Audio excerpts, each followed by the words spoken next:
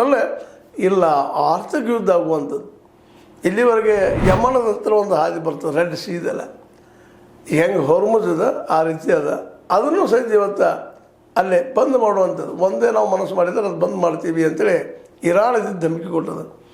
ಇದರಿಂದಾಗಿ ಈಗಾಗಲೇ ಹೊರ್ಮುಜ್ ಮೂಲಕ 20% ಆಯಿಲ ಹೋಗೋದು ಬಂದಾಗಿತ್ತು. ಅಷ್ಟು ಹೋಗ್ತಾಯಿದ್ವು, ಅಲ್ಲೇ ಬಂದಾಗಿಬಿಟ್ಟು ತಮ್ಮ ಬೇಕಾದ ದೇಶ ಅಷ್ಟು ಅನುಕೂಲ ಮಾಡಿಕೊಂಡಿದ್ರು. ಯಮನದು ಬಂದಾಯ್ತಪ್ಪ ಅಂದರೆ 60%, 20 + 40, 60% ದೇಶಗಳಿಗೆ ಎಣ್ಣೆ ಹೋಗೋ ಸ್ತಬ್ಧಾಗಿ ಇಡೀ ವಿಶ್ವ ಅಂಧಕಾರದಲ್ಲಿ ಹೋಗ್ತದೆ ಅಂತೇಳಿ ಸೂಚನೆ ಬರ್ತಾಯಿದ್ದೋ.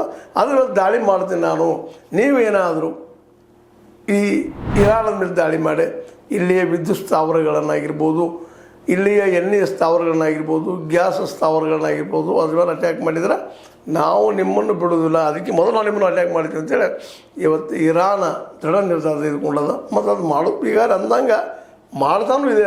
ಇದು ಭಾಳ ಮಹತ್ವದ. ಇಲ್ಲಿವರೆಗೆ ನಮ್ಮ ಟ್ರಂಪ್ ಅವರು ಹೇಳ್ತಾಯಿದ್ರು, ಇಲ್ಲ ಇಡೀ ಇರಾನನ್ನು ನಾವು ಮುಗಿಸ್ಬಿಟ್ಟಿವಿ, ನಾಶ ಮಾಡಿಬಿಟ್ಟಿವಿ, ಅದು ಇಳಿಸೋಕ್ಕೆ ಸಾಧ್ಯ ಇಲ್ಲ ಅಂದರೆ. ಆದರೆ ಇನ್ನೂ ಅರ್ಧಕ್ಕಿಂತ ಹೆಚ್ಚಲ್ಲಿ ಶಸ್ತ್ರಾಸ್ತ್ರಗಳು ಇದ್ದಿದ್ದು ಇವತ್ತು ಕಂಡು ಬರ್ತಾಯಿದೆ. ಇನ್ನೂ ಪೂರ್ಣವಾಗಿ ನಾಶ ಆಗಿಲ್ಲ, ಮತ್ತು ಪೂರ್ಣವಾಗಿ ನಾಶ ಆಗೋ ಸ್ಥಿತಿಯಲ್ಲೂ ಇಲ್ಲ.